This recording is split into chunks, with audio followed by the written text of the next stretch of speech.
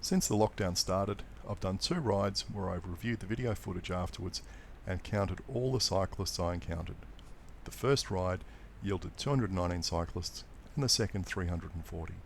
If I had more time, I'd dive further into the footage and count the number of women, children, mammals and so forth, because one thing is very clear: the mammal as a species has all but disappeared and been replaced by hordes of people dressed casually, including a lot of women and kids.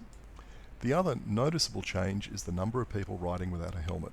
It's a $330 fine if you get caught in New South Wales, and it'll be interesting to see when this is all over how many people the police bothered booking. On both rides, I counted 24 people not wearing a helmet. That was 9% of the first sample and 7% of the second. 2 things to note about this are that both the absolute number of people I see riding without a helmet is way up, and so is the percentage.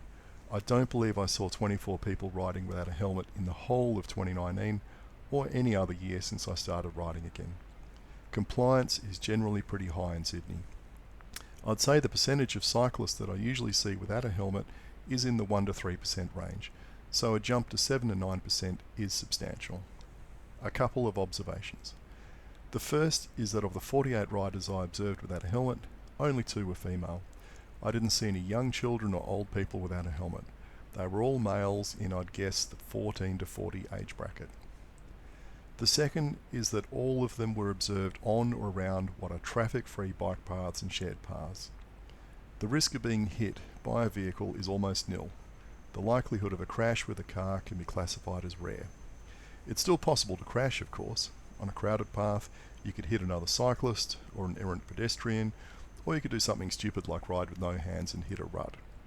This does happen. An elderly pedestrian and a cyclist collided in February on the Bay Run near the Iron Cove Bridge, but the likelihood of those collisions can be classified as either possible, once in any given year, or unlikely, once every 1 to 10 years. What are the consequences for a cyclist in such a crash? So far, from reading the media, the consequences have been minor or moderate for the cyclist involved. The crash involving the elderly pedestrian had major consequences for them, since it involved major injuries and being carted off in an ambulance. When you look at this on the risk matrix, it turns out that for cyclists, the risks consist of 3 green low cells and 1 orange medium cell. In other words, from a risk perspective, the choices can be seen as quite logical. The main issue for cyclists is being hit by a vehicle.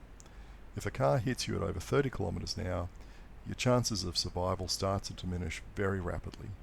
It doesn't matter if you're wearing a helmet or not. Presumably the blunt force trauma to your chest or having your organs crushed is what does you in. Another observation is that I rode on what are normally some pretty sketchy stretches of road and found it was pretty safe due to the almost complete lack of vehicle traffic. The biggest risk was hitting a rut and being thrown off. The damage that's been done to a lot of major roads is really apparent when you try cycling on them. They are in terrible condition. I wasn't the only one riding on those roads, so clearly other people are thinking it is now safe enough to venture out where before they wouldn't have dared. It did get me thinking about whether helmets deter cycling, and I have a couple of thoughts about that. The first is that none of these people appeared to be cycling to work, so they didn't have to worry about their hair or appearance once they got to the office. The second is that men still outnumber women by around 5 to 1. Now, that might sound like a lot, and in other countries it's usually even, 1 to 1, but I did a few counts some years ago and the ratio is more like 20 to 1, with men outnumbering women 20 to 1. So it has improved substantially.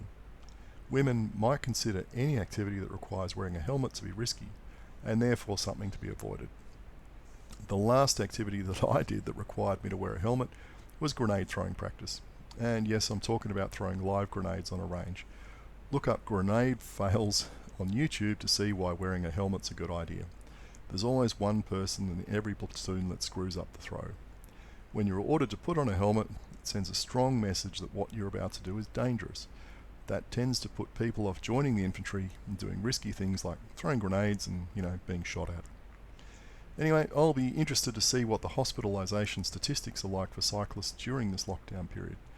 If cycling is as an activity on its own is dangerous, we'd expect a lot more people to be requiring some form of medical attention for abrasions and possibly broken bones and concussion.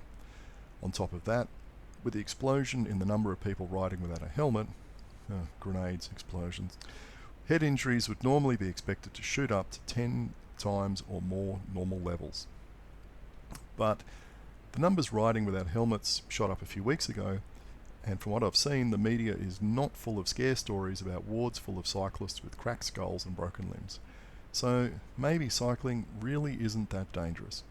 What is in fact dangerous is mixing cyclists with vehicle traffic. Now, if that's the case, helmets are not the answer. Safe infrastructure is the answer. If head injuries from cyclists actually drop during the lockdown, the debate afterwards is going to be really interesting.